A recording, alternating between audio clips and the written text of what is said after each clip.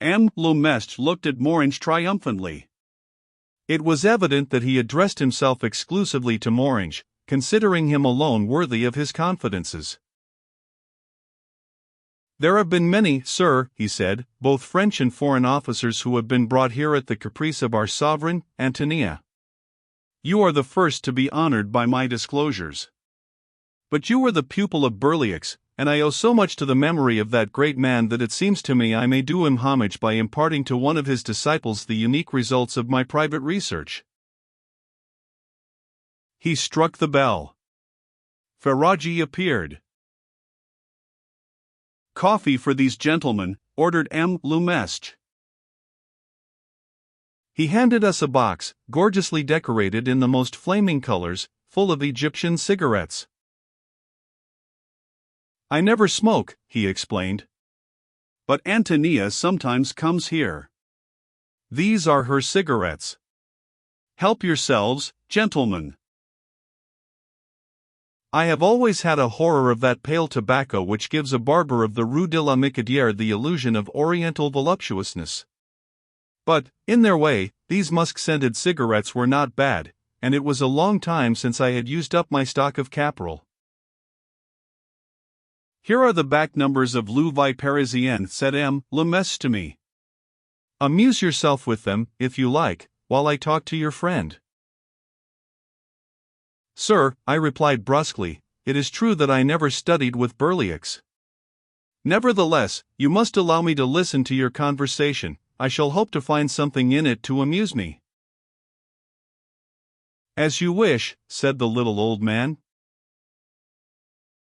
We settled ourselves comfortably.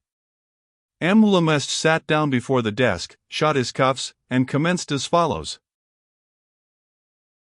"However much, gentlemen, I prize complete objectivity in matters of erudition, I cannot utterly detach my own history from that of the last descendant of Clito and Neptune. I am the creation of my own efforts.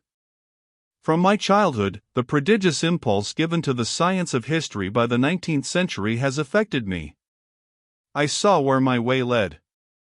I have followed it, in spite of everything. In spite of everything, I mean it literally. With no other resources than my own work and merit, I was received as Fellow of History and Geography at the examination of 1880. A great examination. Among the 13 who were accepted there were names which have since become illustrious: Julian, Bourgeois, Auerbach. I do not envy my colleagues on the summits of their official honors. I read their works with commiseration, and the pitiful errors to which they are condemned by the insufficiency of their documents would amply counterbalance my chagrin and fill me with ironic joy, had I not been raised long since above the satisfaction of self-love. When I was professor at the Lycée du Parc at Lyons, I knew Berlioz and followed eagerly his works on African history. I had, at that time, a very original idea for my doctor's thesis. I was going to establish a parallel between the Berber heroine of the 7th century, who struggled against the Arab invader, Kahana, and the French heroine, Joan of Arc, who struggled against the English invader. I proposed to the Faculté de Lettres at Paris this title for my thesis, Joan of Arc and the Tuareg. This simple announcement gave rise to a perfect outcry in learned circles, a furor of ridicule. My friends warned me discreetly. I refused to believe them. Finally, I was forced to believe when my rector summoned me before him and, after manifesting an astonishing interest in my health, asked whether I should object to taking 2 years' leave on half pay. I refused indignantly. The rector did not insist, but 15 days later, a ministerial decree, with no other legal procedure, assigned me to one of the most insignificant and remote lycées of France, at Mont-de-Marsan. Realize my exasperation and you will excuse the excesses to which I delivered myself in that strange country. What is there to do in Landis, if you neither eat nor drink? I did both violently. My pay melted away in foie gras, in woodcocks, in fine wines. The result came quickly enough. In less than a year my joints began to crack like the overoiled axle of a bicycle that has gone a long way upon a dusty track. A sharp attack of gout nailed me to my bed. Fortunately, in that blessed country, the cure is in reach of the suffering. So I departed to Dax, at vacation time, to try the waters. I rented a room on the bank of the Adour, overlooking the Promenade de Beignets. A charwoman took care of it for me. She worked also for an old gentleman, a retired examining magistrate, president of the Roger Ducas Society, which was a vague scientific backwater, in which the scholars of the neighborhood applied themselves with prodigious incompetence to the most whimsical subjects. One afternoon I stayed in my room on account of a very heavy rain. The good woman was energetically polishing the copper latch of my door.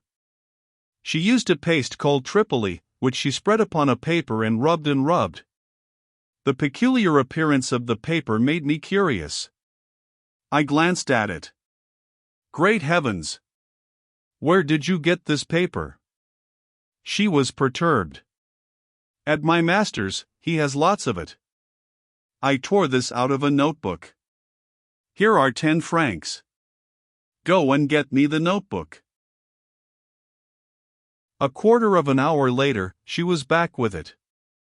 By good luck it lacked only one page, the one with which she had been polishing my door. This manuscript, this notebook, have you any idea what it was? Merely the voyage to Atlantis of the mythologist Denis de Millet, which is mentioned by Diodorus and the loss of which I had so often heard Berlioz deplore. 10. This inestimable document contained numerous quotations from the Critias. It gave an abstract of the illustrious dialogue, the sole existing copy of which you held in your hands a little while ago. It established past controversy the location of the stronghold of the Atlantides, and demonstrated that this site, which is denied by science, was not submerged by the waves, as is supposed by the rare and timorous defenders of the Atlantide hypothesis. He called it the Central Musician Range. You know, there is no longer any doubt as to the identification of the Mazeses of Herodotus with the people of Imascoak, the Tuareg. But the manuscript of Denis unquestionably identifies the historical Mazeses with the Atlantides of the supposed legend. I learned, therefore, from Denis, not only that the central part of Atlantis, the cradle and home of the dynasty of Neptune, had not sunk in the disaster described by Plato as engulfing the rest of the Atlantide Isle, but also that it corresponded to the Tuareg Ahagar, and that, in this Ahagar, at least in his time, the noble dynasty of Neptune was supposed to be still existent. The historians of Atlantis put the date of the cataclysm which destroyed all or part of that famous country at 9,000 years before Christ. If Denis de Millet, who wrote scarcely 3,000 years ago, believed that in his time, the dynastic issue of Neptune was still ruling its dominion, you will understand that I thought immediately what has lasted 9,000 years may last 11,000. From that instant I had only one aim, to find the possible descendants of the Atlantides, and, since I had many reasons for supposing them to be debased and ignorant of their original splendor, to inform them of their illustrious descent. You will easily understand that I imparted none of my intentions to my superiors at the university. To solicit their approval or even their permission, considering the attitude they had taken toward me, would have been almost certainly to invite confinement in a cell. So I raised what I could on my own account, and departed without trumpet or drum for Oran. On the 1st of October I reached Insula. Stretched at my ease beneath a palm tree, at the oasis, I took infinite pleasure in considering how, that very day, the principal of Mont de Marsan, beside himself, struggling to control 20 horrible urchins howling before the door of an empty classroom, would be telegraphing wildly in all directions in search of his lost history professor. M. Lemestre stopped and looked at us to mark his satisfaction. I admit that I forgot my dignity and I forgot the affectation he had steadily assumed of talking only to Morange. You will pardon me, sir, if your discourse interests me more than I had anticipated. But you know very well that I lack the fundamental instruction necessary to understand you. You speak of the dynasty of Neptune. What is this dynasty, from which, I believe, you trace the descent of Antonia? What is her role in the story of Atlantis?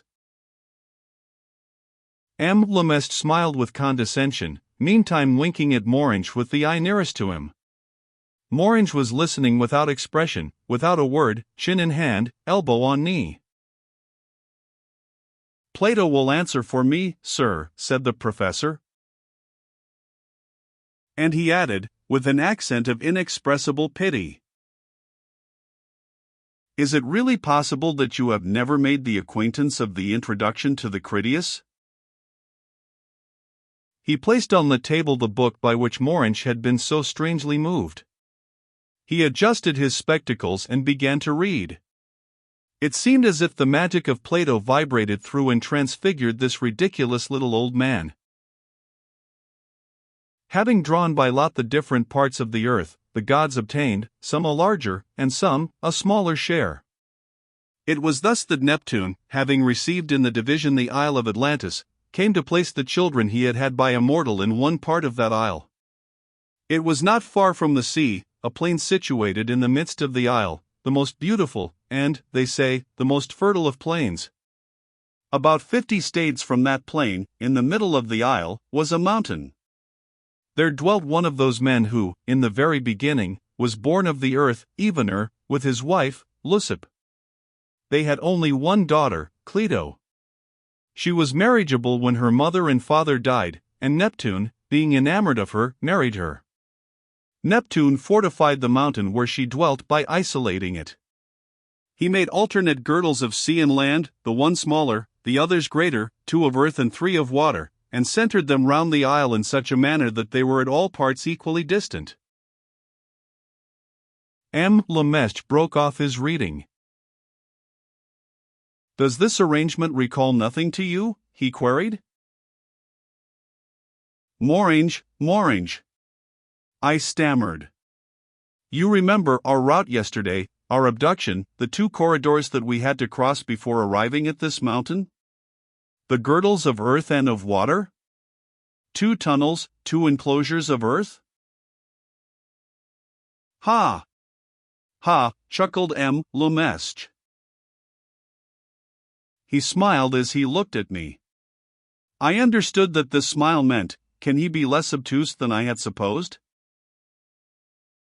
As if with a mighty effort, Morange broke the silence. "I understand well enough, I understand. The 3 girdles of water. But then, you are supposing, sir, an explanation the ingeniousness of which I do not contest, you are supposing the exact hypothesis of the Saharan Sea." "I suppose it, and I can prove it," replied the irascible little old chap, banging his fist on the table. "I know well enough what Schirmer and the rest have advanced against it. I know it better than you do. I know all about it, sir. I can present all the proofs for your consideration. And in the meantime, this evening at dinner, you will no doubt enjoy some excellent fish. And you will tell me if these fish, caught in the lake that you can see from this window, seem to you freshwater fish. You must realize," he continued, "the mistake of those who, believing in Atlantis, have sought to explain the cataclysm in which they suppose the island to have sunk. Without exception, they have thought that it was swallowed up. Actually, there has not been an immersion. There has been an immersion. New lands have emerged from the Atlantic wave. The desert has replaced the sea, the Sebkas, the salt lakes, the Triton lakes, the sandy Syrtes are the desolate vestiges of the free sea water over which, in former days, the fleets swept with a fair wind towards the conquest of Attica. Sand swallows up civilization better than water. Today there remains nothing of the beautiful isle that the sea and winds kept gay and verdant but this chalky mass. Nothing has endured in this rocky basin, cut off forever from the living world, but the marvelous oasis that you have at your feet, these red fruits, this cascade, this blue lake, sacred witnesses to the golden age that is gone. Last evening, in coming here, you had to cross the 5 enclosures, the 3 belts of water, dry forever, the 2 girdles of earth through which are hollowed the passages you traversed on camel-back, where, formerly, the triremes floated. The only thing that, in this immense catastrophe, has preserved its likeness to its former state, is this mountain, the mountain where Neptune shut up his well-beloved Cleito, the daughter of Evener and Leucippe, the mother of Atlas, and the ancestress of Antonia, the sovereign under whose dominion you are about to enter forever. Sir, Morange with the most exquisite courtesy, it would be only a natural anxiety which would urge us to inquire the reasons and the end of this dominion. But behold to what extent your revelation interests me. I defer this question of private interest. Of late, in 2 caverns, it has been my fortune to discover Tiffinar inscriptions of this name, Antonia. My comrade is witness that I took it for a Greek name. I understand now, thanks to you and the divine Plato, that I need no longer feel surprised to hear a barbarian called by a Greek name. But I am no less perplexed as to the etymology of the word. Can you enlighten me? I shall certainly not fail you there, sir, said M. Lemestre. I may tell you, too, that you are not the first to put to me that question.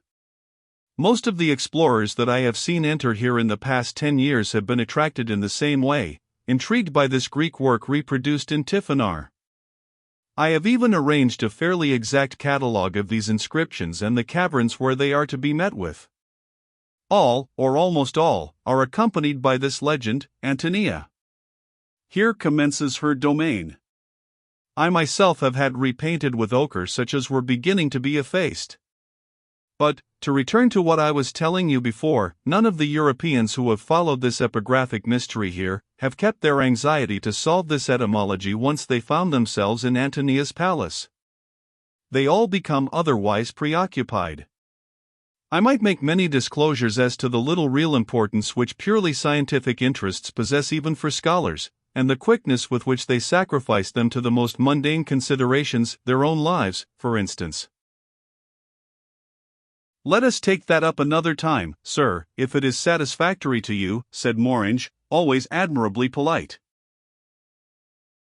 This digression had only one point, sir, to show you that I do not count you among these unworthy scholars. You are really eager to know the origin of this name, Antonia, and that before knowing what kind of woman it belongs to and her motives for holding you and this gentleman as her prisoners. I stared hard at the little old man. But he spoke with profound seriousness. So much the better for you, my boy, I thought. Otherwise it wouldn't have taken me long to send you through the window to air your ironies at your ease. The law of gravity ought not to be topsy-turvy here at a Hagar. You, no doubt, formulated several hypotheses when you first encountered the name, Antonia, continued M. Lemestre, imperturbable under my fixed gaze, addressing himself to Morange. Would you object to repeating them to me? Not at all, sir, said Morange. And, very composedly, he enumerated the etymological suggestions I have given previously. The little man with the cherry-colored shirt front rubbed his hands. Very good, he admitted with an accent of intense jubilation. Amazingly good, at least for one with only the modicum of Greek that you possess. But it is all none the less false, super false. It is because I suspected as much that I put my question to you, said Morange blandly. I will not keep you longer in suspense, said M. Lemestre. The word, Antonia, is composed as follows. Ti is nothing but a Tiffinar addition to an essentially Greek name. T is the Berber feminine article. We have several examples of this combination. Take Tipasa, the North African town. The name means the whole, from Ti and from Tiffinar word. So, Tinia signifies the new, from Ti and from Tiffinar word. And the prefix, and queried Morhang. Is it possible, sir, that I have put myself to the trouble of talking to you for a solid hour about the Critias with such trifling effect? It is certain that the prefix in, alone, has no meaning. You will understand that it has one, when I tell you that we have here a very curious case of apocope. You must not read in, you must read Atlan. ATL has been lost, by apocope, and has survived. To sum up, Antonia is composed in the following manner, Tiffinar word. And its meaning, the new Atlantis, is dazzlingly apparent from this demonstration. I looked at Morange. His astonishment was without bounds. The Berber prefix ti had literally stunned him. "Have you had occasion, sir, to verify this very ingenious etymology?" he was finally able to gasp out. "You have only to glance over these few books," said Lemestre disdainfully. He opened successively 5, 10, 20 cupboards. An enormous library was spread out to our view. Everything, it is all here," murmured Morange, with an astonishing inflection of terror and admiration. "Everything that is worth consulting, at any rate," said Lemestre. "All the great books, whose loss the so-called learned world deplores today." "And how has it happened?" "Sir, you distress me. I thought you familiar with certain events." "You are forgetting, then, the passage where Pliny the Elder speaks of the library of Carthage and the treasures which were accumulated there. In 146, when that city fell under the blows of the knave, Scipio, the incredible collection of illiterates who bore the name of the Roman Senate had only the profoundest contempt for these riches. They presented them to the native kings. This is how Mantable received this priceless heritage. It was transmitted to his son and grandson, Hiempsal, Juba I, Juba II, the husband of the admirable Cleopatra Selene, the daughter of the great Cleopatra and Mark Antony. Cleopatra Selene had a daughter who married an Atlantide king. This is how Antonia, the daughter of Neptune, counts among her ancestors the immortal queen of Egypt.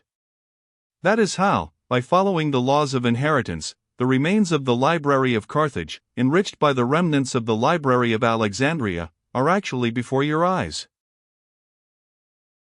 Science fled from man.